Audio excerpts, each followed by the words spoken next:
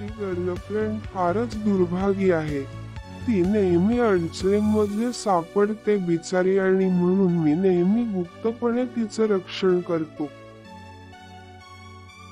आज माझी गर्लफ्रेंड मॉलमध्ये गेलेली असताना एका विशालकाय ड्रॅगनने तिच्यावर प्राणघातक हल्ला केला.